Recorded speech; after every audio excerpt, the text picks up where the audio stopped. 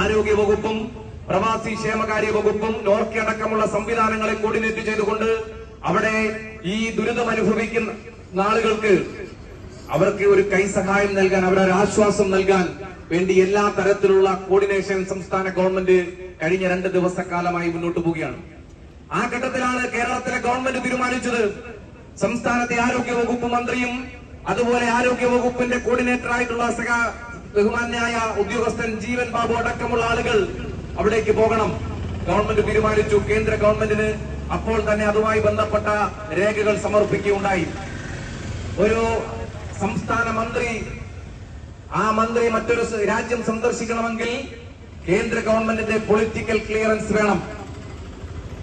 ആ നിലയിലേക്ക് പൊളിറ്റിക്കൽ ക്ലിയറൻസിന് വേണ്ടി അപേക്ഷ കൊടുത്തുകൊണ്ട് ആ നിലയിൽ അപേക്ഷ കൊടുത്ത് മണിക്കൂറുകൾ പിന്നിട്ട് ഇന്നലെ രാത്രി 9:30 നെടുമ്പാശ്ശേരിയിൽ നിന്നും യാത്ര തിരിക്കുന്നതിന് വേണ്ടി മന്ത്രിയും സംഘവും നെടുമ്പാശ്ശേരി വിമാനത്താവളത്തിനടുത്ത് തങ്ങിയാൽ പോകുന്നതിന് വേണ്ടിയുള്ള സൗകര്യങ്ങൾക്ക് വേണ്ടി അനുമതിക്ക് വേണ്ടി കാത്തിരിക്കുമ്പോൾ കേന്ദ്ര ഗവൺമെന്റ് തികച്ചും രാഷ്ട്രീയ നേട്ടത്തിന് വേണ്ടി, രാഷ്ട്രീയ താല്പര്യത്തിന് വേണ്ടി ദുരന്തമുഖത്ത് കഷ്ടത അനുഭവിക്കുന്ന, ബുദ്ധിമുട്ട് അനുഭവിക്കുന്ന മനുഷ്യന്റെ സങ്കടം ഒപ്പിയെടുക്കുന്നതിന് പകരം അവിടെയും രാഷ്ട്രീയം കാണുന്നതിന് വേണ്ടിയാണ് രാജ്യം ഭരിക്കുന്ന ബിജെപിയുടെ ഗവൺമെന്റ് ശ്രമിച്ചത്.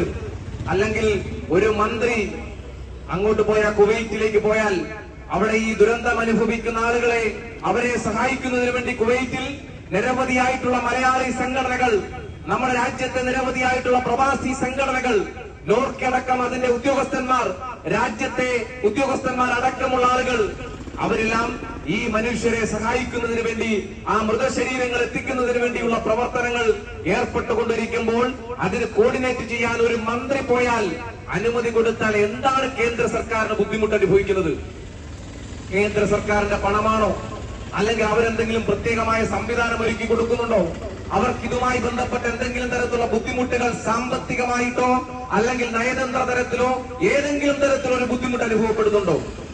അപ്പോൾ ഒരു നയതന്ത്ര പ്രതിനിധിയായിട്ട് കേരളത്തിലെ ആരോഗ്യവകുപ്പ് മന്ത്രി അവിടേക്ക് പോയി ഉദ്യോഗസ്ഥന്മാരെ കോർഡിനേറ്റ് ചെയ്തുകൊണ്ട് അവിടെ പ്രവർത്തിക്കുന്ന നിരവധിയായ മലയാളി സംഘടനകളെ, മലയാളികളായിട്ടുള്ള ആളുകളെ, ഇവരെയെല്ലാം കോർഡിനേറ്റ് ചെയ്തുകൊണ്ട് ഈ പ്രവർത്തനങ്ങൾക്ക് നേതൃത്വം കൊടുക്കാൻ വേണ്ടി പോകുമ്പോൾ അനുമതി കൊടുക്കാതിരിക്കുക എന്നുള്ളത് കേന്ദ്ര സർക്കാരിന്റെ രാഷ്ട്രീയ താല്പര്യമാണ്.